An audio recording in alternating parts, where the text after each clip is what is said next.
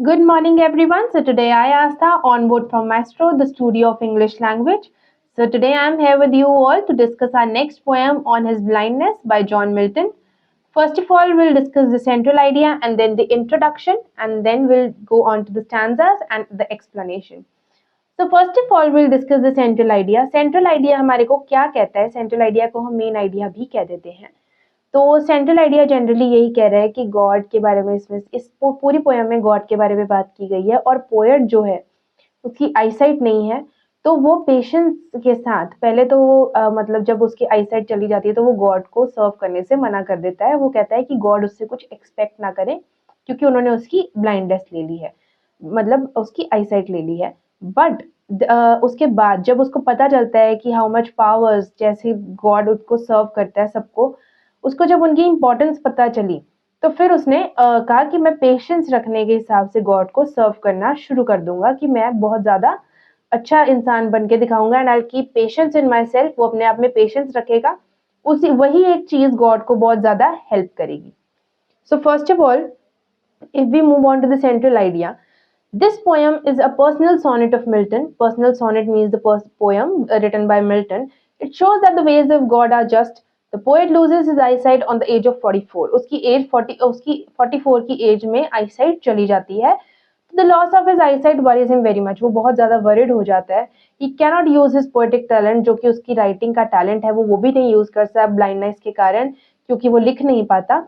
ही complains, वो God को complaint करता है कि वो गॉड उससे कुछ भी एक्सपेक्ट ना करें क्योंकि उन्होंने उसकी आईसाइट उनसे ले ली है। सून ही रियलाइजेस हिज मिस्टेक्स, वो जब जल्दी ही अपनी मिस्टेक्स को रियलाइज कर जाता है।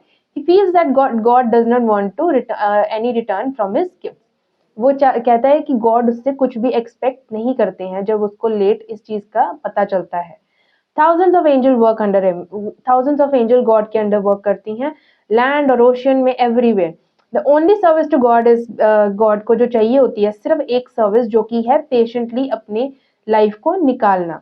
जो उनके मिसफॉर्च्यून्स हैं उनको एक्सेप्शनल रख के सिर्फ और सिर्फ पेशेंटली अपनी लाइफ को आगे लेके जाना। So this was the central idea. Coming on to the introduction, the poem on his blindness is an autobiographical sonnet in which he expresses his feeling as a blind person. जो poet है वो blind person के तौर पे अपनी feelings God को express कर रहा है। वो थिंक कर रहा है कि बिगनिंग में ही will not be able to serve God, वो गॉड को सर्व नहीं कर पाएगा क्योंकि उसकी साइट नहीं है, आई साइट नहीं है। As the poem develops, he begins to believe in God and wants him to keep working, in spite of the fact that his job is caused to loss in sight. वो कहता है कि God उससे ये expect करते हैं कि वो सिर्फ और सिर्फ काम करता रहे और इसी चीज को ना लेके बैठा रहे कि उसकी आईसाइट नहीं है तो वो वर्क नहीं कर सकता। In the end, he is assured that God is serving God like angels who just can't wait for the orders of God. वो कह रहे हैं कि एट द एंड मुझे पता चलता है कि गॉड के अंदर इतनी सारी एंजल्स जो हैं काम कर रही हैं जो सिर्फ और सिर्फ गॉड के ऑर्डर्स का वेट करती हैं। The poem has an biblical references that depict Milton's stern belief in God. Poet इस पोयम में बिब्लिकल रेफरेंसेस हैं बहुत ज्यादा जो कि डिपिक्ट करते हैं कि मिल्टन बहुत ही ज्यादा स्ट्रिक्ट है, स्टर्न है बिलीव गॉड के बिलीव्स को लेकर। Now this was the introduction. Coming on to the stanza 1. When I consider how my light is spent, ere half my days in the dark world and wide, and that one talent which is dead to hide, lodged with my useless, though my soul more bent. Now this says that the poet starts the poem when, thus he introduces the idea in the very beginning. According to him, he often thinks that life is life or sight. Intelligence has been spent in serving humanity. अब वो क्या कह रहे हैं कि when पे तो वो इंट्रोड्यूस करता है अपने आप को, जो आइडिया है उसका। वो कह रहा है कि जब मेरी हाफ लाइफ, जो मेरी आईसाइट थी, तब मैंने आधी लाइफ अपनी ह्यूमैनिटी में सर्व करते करते ही निकाल दी। बट नाउ जब वो अपनी आईसाइट लॉस कर चुका है तो वो कह रहा है कि मेरी सारी लाइफ, आधी जो लाइफ बची है वो डार्क में ही निकल रही है और उसके लिए बहुत ही ज्यादा चैलेंजिंग है। तो वो कह रहा है कि मेरा सिर्फ एक टैलेंट था जो कि था लिखने का, वो भी यूजलेस हो चुका है क्योंकि वो देख नहीं सकता, इसलिए वो लिख नहीं पाता।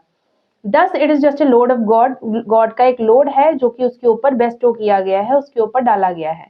The poet over the loss of his eyesight wonders that the talent means for him now without eyesight he can not use it. वो कह रहा है कि अब जो मेरे पास एक ही टैलेंट था वो भी अब मैं यूज नहीं कर सकता अपनी आईसाइट के बिना। Coming on to the stanza second, to serve there with my maker and my present, my true account, lest he returning chid. Doth God Though God exact day labor light denied, I fondly asked but patience to prevent. Now in these lines वो कह रहा है the lament of the poet turns into desire and wonder. अब इसका meaning क्या है कि poet सिर्फ अपनी डिजायर और वंडर को लेके बात कर रहा है. He says that he desired to serve his maker, but because of his blindness he cannot do so. वो कह रहा है कि मैं गॉड को एज अ मेकर सर्व करना चाहता था अपने आप को, पर मेरी ब्लाइंडनेस के बिना मैं उस चीज को नहीं कर पा रहा. He wonders if God still wants to serve him in spite of the fact that his sight is gone. The poet says that the foolish thing haunts him.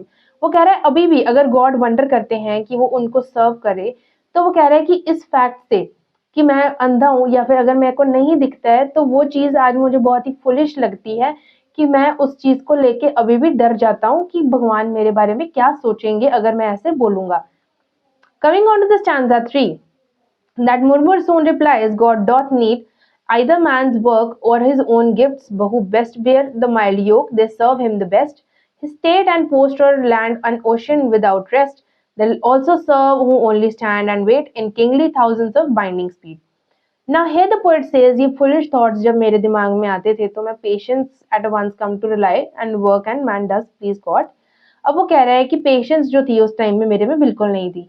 But who is bear his mild yoke, that is the one who remains patient and content with what he has is most likely by him. अब वो कह रहे हैं कि जब God हमारे को जिसके पास पेशेंस है या जिसके पास बहुत ज़्यादा वो है अपना, जो हम कहते हैं कि जिसके पास बहुत ज़्यादा पेशेंस है तो गॉड उसी को ही लाइक करते हैं. तो वो कह रहे हैं कि मेरे को भी अपने आप में पेशेंस रखनी चाहिए. अब वो कह रहा है कि God has a huge kingdom, God का बहुत बड़ा किंगडम है. There are thousands of angel, बहुत ज्यादा एंजल्स हैं वहां पे काम करती, जो कि मोशन में रहती हैं गॉड के ऑर्डर को कैरी करने में, जो कि हमेशा इधर उधर घूमती है कि गॉड का ऑर्डर मिल जाए और हम फटाफट उसको पूरा कर दे. वो कभी भी रेस्ट नहीं लेती. The poet compares him with those who has a talent and serve it to God. वो अपने आप को इनके साथ कंपेयर करता है कि जिनके पास टैलेंट है गॉड को सर्व करने का. ऑन दी अदर हैंड जो सेकंड कैटेगरी है एंजल्स की, वो सर्व करती हैं standing and waiting before the God. उनमें ज्यादा लेवल ऑफ पेशेंस है क्योंकि वो खड़ती हैं गॉड के लिए, जब वो आते हैं वेट करती हैं उनका.